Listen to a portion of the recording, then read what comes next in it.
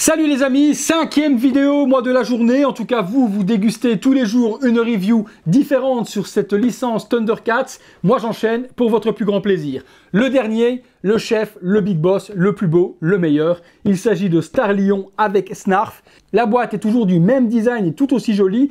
Cette fois-ci, vous le remarquez, on revient comme sur Willkit et Willcat sur une version Deluxe, donc Artscale BDS 1/10 Deluxe. Pourquoi? De nouveau, il y a un socle lumineux et il y a deux personnages et un énorme diorama. Celui-ci, c'est vraiment le plus gros. On va découvrir ça ensemble. Le visuel reprend Starlion.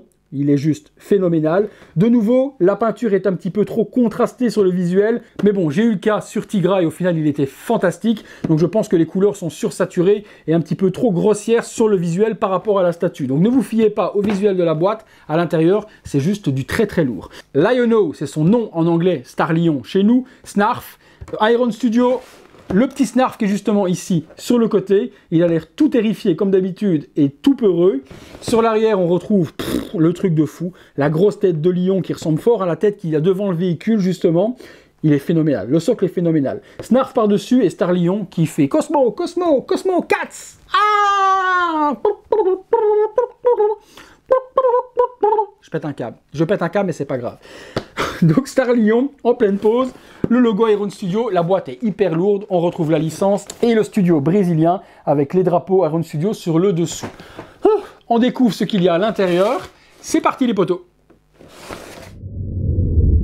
Quel plaisir les amis de déballer ce diorama qui me fait fantasmer depuis que j'ai vu la précommande. Je suis comme un dingue et je ne m'attendais vraiment pas à pouvoir l'avoir. Donc merci à Iron Studio de me permettre de faire cette vidéo et de m'avoir permis d'avoir ça en plus en exclusivité pour vous. C'est un énorme cadeau de leur part et tout ça, c'est grâce à vous les amis. Allez, on est parti. Hop. Waouh, la vache, la base est immense. La base est immense, regardez-moi ça. La tête du lion, c'est phénoménal. Phénoménal. La base est gigantesque, sublime. Wow, je suis comme un dingue. On va poser Starlion dessus. Donc les yeux vont s'illuminer. Même chose que la fois dernière, on a la petite partie ici qui va s'enlever. À laisser dans la boîte, aucun intérêt après de la remettre, parce que sinon vous allez cacher le petit bouton. De nouveau, dommage de ne pas avoir fait sur l'arrière un petit rocher cliquable, clic, clic, clic, clic, pour pouvoir activer le light up et devoir lever la statue. Bon, comme je vous l'ai expliqué, moi je vais raccorder ça sur un transfo qui me permettra d'allumer avec les vitrines. Donc je ne vais pas avoir de problème de bouton à activer. Ça va être nickel avec la domotique. Clic, clic. Je vais raccorder pour que ça remplace les piles. Pour ceux qui ne savent pas travailler l'électronique ou quoi que ce soit, c'est plus chiant parce qu'il faudra relever pour allumer. Et les deux yeux qui s'illuminent comme le logo des Thundercats sur Willkit et Willcat, ça va donner toute la beauté. Le socle sur le côté est complètement explosé comme si c'était de la pierre. À l'intérieur de la tête du tigre, c'est le même. C'est tout arraché, disloqué comme si ça avait été griffé, les dents en aspect métal, tout est en résine et c'est très lourd. Je vais mettre des piles, on regarde tout de suite ce que donnent les yeux illuminés. Comme d'habitude les amis, les piles ne sont pas fournies, ce sont des piles comme ceci, moi j'ai acheté ça sur Amazon, je vous mettrai la référence dans la description pour que vous les ayez si vous achetez la statue. Ce sont des AG13 LR44, ça coûte pas très cher, hein, c'est genre 2 € pour une plaquette comme ça, et dans ce petit socle vous en mettez deux. Alors, hop, on va regarder ce que ça donne, le petit light up est ici, je découvre en même temps que vous dans le retour vidéo. Hop là. Oh ouais la vache.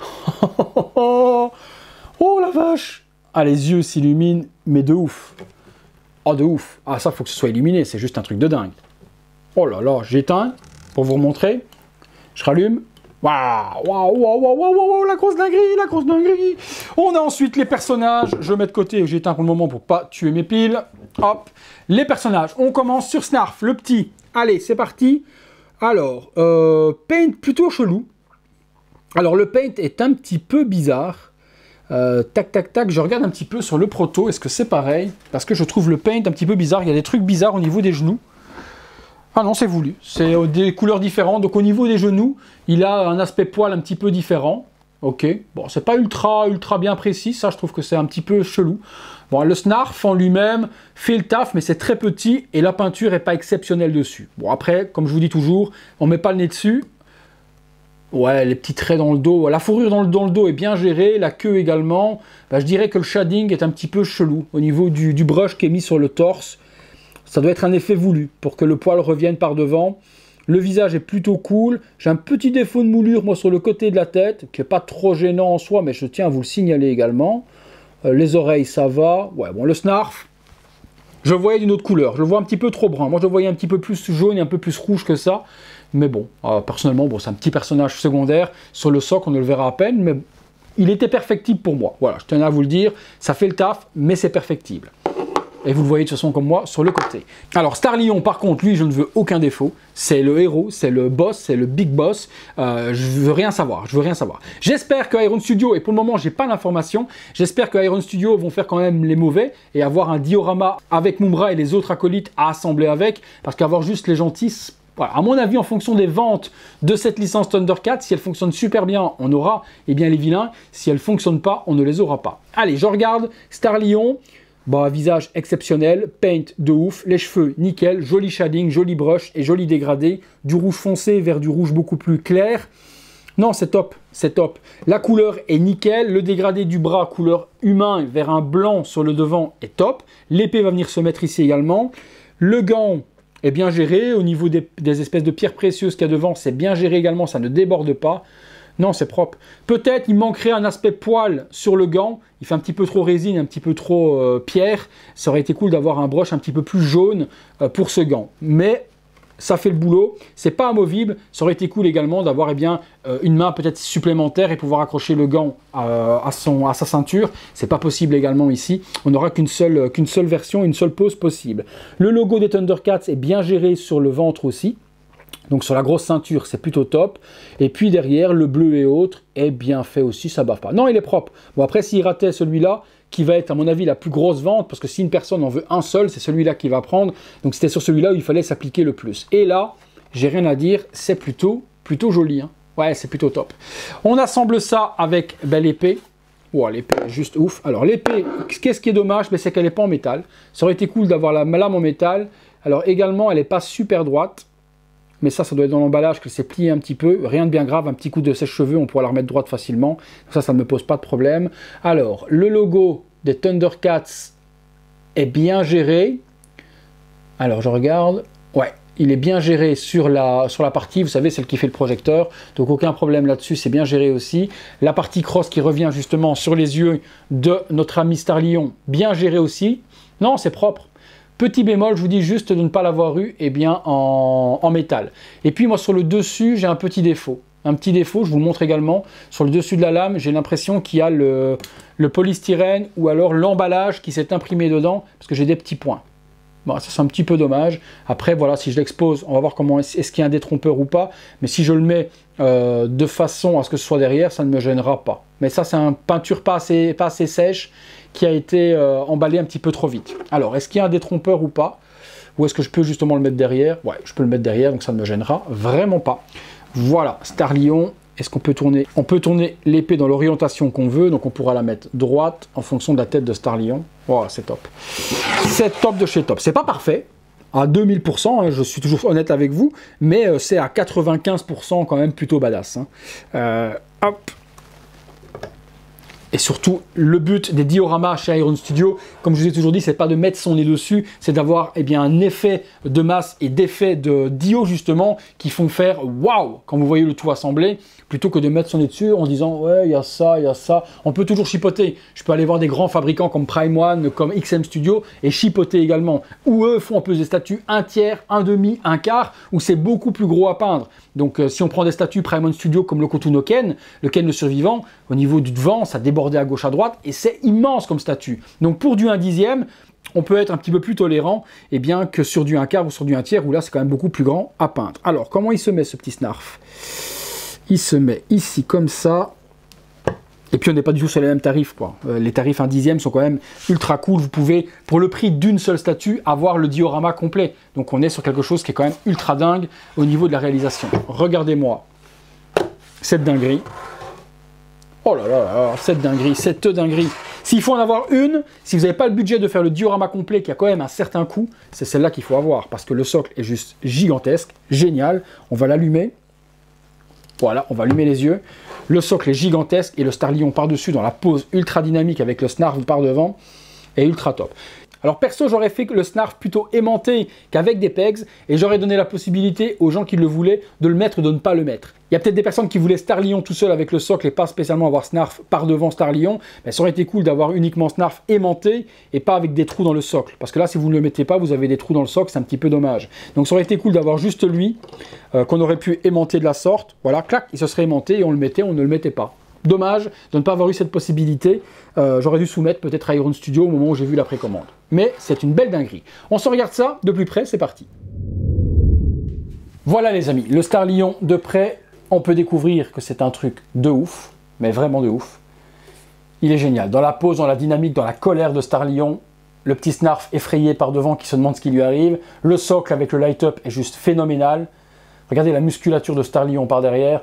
Ouais non, c'est... Je vais assembler les 5 après, vous allez halluciner, parce que c'est juste un truc de dingue. On se regarde ça de plus près. Voilà les amis, on va monter, regardez l'épée. Un petit light-up dans l'épée pour illuminer le logo aurait été cool, mais bon, c'est très petit, donc ça aurait été très compliqué de le faire. Ça, je peux comprendre que ce soit difficile pour Iron Studio d'avoir été mettre un light-up là-dedans. Mais voilà, le Starlion, regardez-moi la colère, la pose, le petit Snarf par devant. Voilà, regardez-moi ça. Quelle grosse dinguerie avec les dents, l'aspect un petit peu cassé, je vais vous montrer, on va tourner un petit peu. Voilà, vous voyez la griffe qui est ici à l'intérieur. L'aspect un petit peu abîmé, on a l'impression que c'est du métal qui a craquelé, qui s'est fait déchiqueter. L'aspect ici également est super bien géré, l'œil s'illumine mais super beau. L'arrière, on a même chose, les roches qui vont rappeler les autres dioramas. La cassure ici est géniale également. Les dents, on a l'impression que c'est du métal. Ouais non, c'est top. On remonte sur le petit Snarf. Voilà, avec son petit air tout effrayé, plutôt génial. Et puis, on remonte sur le Starlion. Oh, regardez-moi ça. Oufissime. Travail de pro de chez Iron Studio. J'ai pas peur de le dire et vous le voyez, tout comme moi, musculature et haute, c'est super bien géré. Allez, on s'assemble les 5 et on se fait ultra kiffer les poteaux. Voilà, vous avez le truc complet qui est juste là. C'est un truc de ouf. C'est un truc, mais de dingue les amis. Regardez-moi, en plus il s'assemble super bien. On a l'impression que c'est vraiment fait pour s'assembler, or que on les place simplement. Vous avez la possibilité de les assembler comme vous avez envie. Je vais zoomer un petit peu, que vous puissiez voir le travail de dingue d'Iron Studio. Voilà, on va zoomer comme ça on les voit super bien. On peut les mettre comme on veut. Moi, je les ai placés comme ça et je trouve que ça donne super bien, ça s'assemble. On a l'impression que c'est une seule pierre et un seul dio, mais vous pouvez mettre les personnages ailleurs si vous avez envie et les placer totalement autrement. J'adore, vraiment, c'est un truc de ouf. Je sais pas si ça rentre dans une Detolf. Je pense pas, je pense qu'à mon avis, ça va être trop large pour être dans une Detolf. Mais par contre, ça rentrera parfaitement dans une Besta. Aucun problème là-dedans, au niveau de la largeur, vous serez comblé. Dans une Detolf, quand je vois comment c'est large, je pense pas qu'on y arrivera. Mais là, c'est juste une grosse dinguerie ce diorama. Je suis mais ultra, méga, giga fan et super content d'avoir ça dans ma collection. Je suis vraiment un privilégié parce que c'est un rêve de gosse qui se réalise vraiment, quoi. Allez les amis, on passe sur la conclusion, mais là je suis comme un ouf. C'est parti. Voilà les amis, conclusion sur ce magnifique Starlion. Et voilà le diorama assemblé que je viens de vous montrer juste avant. Ben, y a rien à dire. La plus belle de toutes est la Starlion par son envergure, par le personnage, par la pose, par la dynamique. Comme je vous ai dit tout au long des reviews, s'il ne vous en faut qu'une seule, ce sera forcément la Starlion. Si vous avez la possibilité financière d'assembler le set complet, faites-vous plaisir si vous êtes ultra fan. Après, vous serez libre de choisir le personnage que vous préférez. Peut-être que certains seront fans que de Tigra, que de Pantro, que de Felibel, que de Will Kit et Will Cat, peu importe. Mais si vous avez la possibilité de vous offrir le set complet, foncez. N'oubliez pas que chez Figurine Collector, vous avez possibilité de payer en PayPal 4 fois sans frais. Donc ça peut donner un gros coup de pouce également pour ceux qui voudraient se faire plaisir sur le set. Ça a un certain coût. Donc si vous avez possibilité de l'étaler en 4 mois, eh bien c'est beaucoup plus facile qu'en une seule fois. Donc faites-vous plaisir. Lorsque vous payez par PayPal, vous aurez à ce moment-là le choix de pouvoir payer en 4 fois. Il y a un petit peu de frais, 2%. C'est pas énorme, mais ça permet de faciliter le paiement. Comme toujours, c'est plus facile de payer en 4 mois qu'une somme en en une seule fois. Voilà, c'est un bon petit tips. Faites-vous plaisir. Je vais vous réserver une vidéo exclusive uniquement sur le Dio assemblé. Ce sera la 6e et dernière vidéo. Mais en tout cas, je peux vous dire qu'une seule chose, c'est foncer. C'est pas parfait. On l'a vu tout au long des vidéos. Il y a certains petits points de peinture qui peuvent être corrigés à gauche, à droite. Mais dans l'ensemble, quand c'est assemblé comme ça, dans une belle vitrine bien exposée, avec un fond peut-être qui représente l'énorme bâtiment des Thundercats, on a moyen de faire quelque chose de super cool. Si vous voulez justement avoir un joli fond à l'arrière de vos statuettes, il y a également la société My Display qui sera certainement à votre service pour vous faire quelque chose de nickel. Un fond de Besta, un fond d'Étolf, je pense pas que ça rentre dedans. Je vous mettrai sur les réseaux sociaux si le tout rentre, mais je vous dis, au niveau de la largeur, il faudra à mon avis trop rassembler les choses pour que ça rentre. Si ça rentre, je vous en parle dans la vidéo destinée au diorama. Je vais faire un petit test et on va voir ce que ça donne. Encore merci à tous de m'avoir suivi. Merci à tout ce que vous faites pour la chaîne YouTube. Je vous le répéterai jamais assez. Merci à tous d'être là. C'est grâce à vous qu'on en est là aujourd'hui. Donc un grand merci à vous. Un petit peu à moi également parce que sans moi, il n'y a pas de vidéo. Et sans vous, il n'y a pas de vidéo non plus. Donc l'un dans l'autre, on se complète. Merci à Iron Studio également. Merci à Marc de chez Figurine Collector. Ça valait vraiment la peine de faire ces vidéos parce que c'est un superbe set. Chapeau vraiment, franchement je suis sur les fesses, ça valait vraiment la peine de se lancer là-dedans et j'espère vraiment que ça marchera pour eux au niveau des ventes parce qu'il n'y a pas beaucoup de sociétés qui ont les coronesses de se lancer dans les dessins animés de nos années 80, de quand on était gosse. Donc bonne chance à eux, j'espère avoir fait mon travail et vous avoir donné envie de partir sur ce set. On verra ça et j'espère voir du coup Mumm-Ra et les vilains dans un autre diorama. A très bientôt les amis, si vous avez aimé la vidéo, like, abonnement, cloche, rejoindre les membres soutien, vous connaissez la chanson. Et nous on se retrouve très bientôt pour une prochaine vidéo. Salut les potos.